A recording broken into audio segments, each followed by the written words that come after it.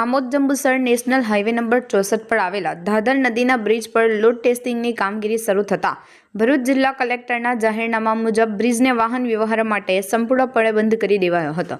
Highway authority દ્વારા બ્રિજની technical માપણી, લોડ કેપેસિટી ચેકિંગ અને ડિફ્લેક્શન ટેસ્ટની 3 દિવસ સુધી ચાલનારી કામગીરી સવારથી શરૂ કરાઈ છે। બ્રિજ બંધ થતાં મુસાફરો, વિદ્યાર્થીઓ, શિક્ષકો અને કર્મચારીઓ સવારથી ભારે મુશ્કેલીમાં મુકાયા હતા। ખાસ કરીને વૃદ્ધો, અપંગો અને બીમાર લોકોને કપરી પરિસ્થિતિનો સામનો કરવો પડ્યો હતો, કારણ કે તેમણે સમા હોટલથી એપલ હોટલ સુધીને અંદાજે 2 કિલોમીટરનું અંતર પગપાળા કાપવું પડતું હતું। લગ્ન પ્રસંગો અને દૈનિક મુસાફરી કરતા લોકો માટે આ પરિસ્થિતિ વધુ કપરી બની હતી। સવારથી ચાલતી આ હાલાકી અને નાગરિકોની નારાજગીને ધ્યાનમાં લઈને કેટલાક લોક પ્રતિનિધિઓ અને સમાજસેવી આગેવાનોએ પોલીસ અને પ્રશાસનને મૌખિક રજૂઆત કરી હતી। રજૂઆતમાં વૃદ્ધો, બીમાર લોકો અને અપંગોની લાંબી અંતર ચાલવામાં અસમર્થતા તેમજ વિદ્યાર્થીઓ અને કામદાર વર્ગને પડતી મુશ્કેલીના મુદ્દાઓ પર ભાર મૂકવામાં આવ્યો હતો। આ રજૂઆત બાદ પ્રશંસાને તાત્કાલિક નિર્ણય લઈને રાહત આપી છે।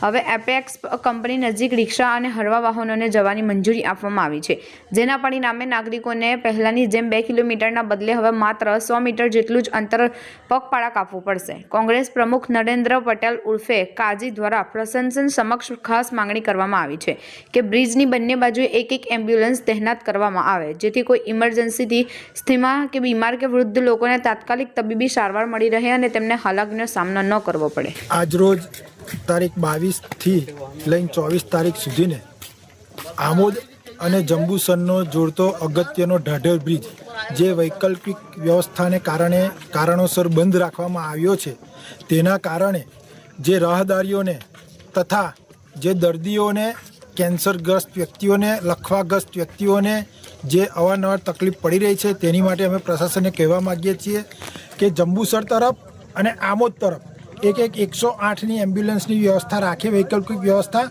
તો આ જે રાહદારીઓને જે મુશ્કેલી પડી રહી છે, જે દર્દીઓને મુશ્કેલી પડી રહી છે, તે આવનારા દિવસોમાં પડે ના। હા, તમે ટેસ્ટિંગ કરો છો એ વેલ એન્ડ ગુડ છે, પણ આની બાજુમાં એક વૈકલ્પિક વ્યવસ્થા હોય રાખવી પડે। અને સરકારશ્રી પાસે અમે માંગ કરીએ છીએ કે આ ઢાઢર બ્રિજની બાજુમાં એક કોઝવે બનાવવામાં આવે તો ભવિષ્યમાં આવી કોઈ તકલીફ પડે ના અને રાહદારીઓને જે પડતી તકલીફનો અંત આવે।